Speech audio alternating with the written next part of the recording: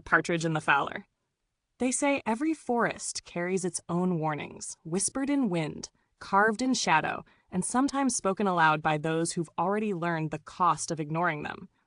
And on one still morning, as sunlight pooled like honey over the valley, a lone partridge found herself staring at a scene that made her feathers prickle with dread. A small songbird, bright-eyed, delicate, trembling, sat trembling inside a woven cage. The cage rested on the ground beside a silent Fowler's camp, abandoned for the moment but radiating the cold intention of someone who would return.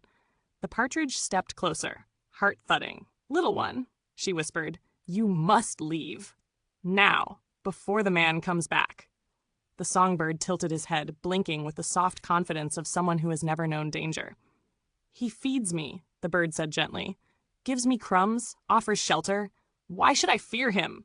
The partridge felt a chill ripple down her spine. She had once believed the same. She remembered the nets, the hands, the dark basket with barely a slit of light. "You don't understand," she urged. "He feeds you because he needs you alive, but not free. That is not kindness. That is bait." Her voice cracked on the last word. The songbird fluttered his wings against the bars, testing them. "But the cage protects me," he said. "No fox, no hawk, no storm." He nodded to himself, convincing himself, clinging to a fragile illusion. The partridge's breath trembled. "Protection is not freedom," she said. "Listen to me. I've escaped once. You will not get another chance. When he returns, he will bind your wings. He will take you far from here. You must fly before he comes." The forest held its breath. For a long moment, the songbird hesitated, caught between fear of danger and fear of truth.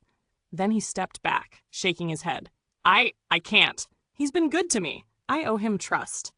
The partridge closed her eyes, not in anger, in sorrow, because she saw it clearly. The storm had already arrived, and the bird hadn't noticed the clouds.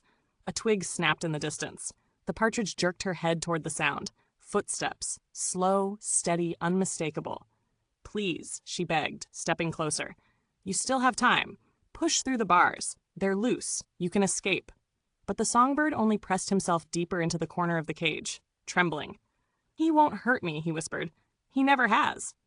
The Fowler stepped back into the clearing, shadows stretching long across the ground. He knelt beside the cage with a quiet, practiced sigh and reached for the latch. The songbird's feathers fluffed in alarm. Too late. Far, far too late. The partridge turned away as the cage was lifted, the tiny bird's cries swallowed by the rustle of leaves. She didn't look back, not because she didn't care, but because she cared too deeply. Some lessons can be warned, some can be whispered, and some must be learned only through the aching silence that follows a truth ignored. As she took flight, wings carrying her over the treetops, she murmured a vow into the wind. May others listen where he could not. Thank you for watching.